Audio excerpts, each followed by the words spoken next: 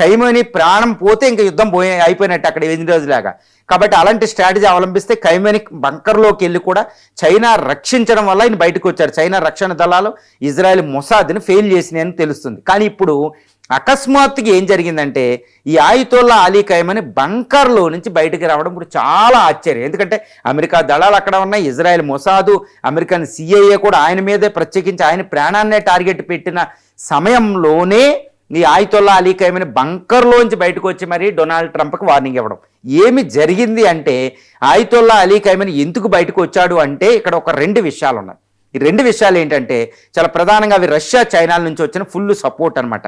ఒకటి ఏంటంటే ఆయితోల్లా అలీ ఖైమనీ బయటకు వచ్చిన ఆ రాజధాని టెహరాన్ రక్షించడానికి S-400 HQ-9 China, S-400 Russia systems అక్కడ ఉన్నాయి. కాబట్టి అంత ఈజీగా ఆయన కొట్టలేరు. తర్వాత చైనా శాటిలైట్లను ఉపయోగించి అక్కడ చైనా డిఫెన్స్ ఇంటెలిజెన్స్ని ఈయన చుట్టూరు మోహరించారని తెలుస్తుంది.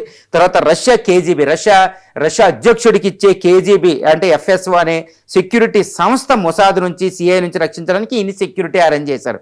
కాబట్టి ఖైమనీకి ప్రాణ రక్షణకి ప్రాబ్లం లేదు, ఆ టెహరాన్ నగరానికి ప్రాబ్లం లేదు, కాబట్టి ఆయన బయటకు వచ్చారండి. కాబట్టి అదొకటి. ఇక రెండోది ఏంటంటే మరి అమెరికా దాడి చేయొచ్చు కదా, Persian Gulf, Arabian Sea, Northern Arabian Sea, ఇక్కడ రెడ్ సీ దగ్గర అన్ని మోహరింపులు ఉన్నాయి, దాడి చేసేయచ్చు కదా అంటే ఇక్కడ నిన్నటి జరిగిన అతిపెద్ద పరిణామం ఏంటంటే ఈ యుద్ధంలో ట్రంప్ని ఎదుర్కోవడానికి పుతిన్, జీ జిన్పింగ్ డైరెక్ట్గా రంగంలో దిగారు. ఎందుకు అంటే ఇక్కడ గుర్తుపెట్టుకోవాలి, హర్ముజ్ స్ట్రైట్ పర్షియన్ గల్ఫ్లోకి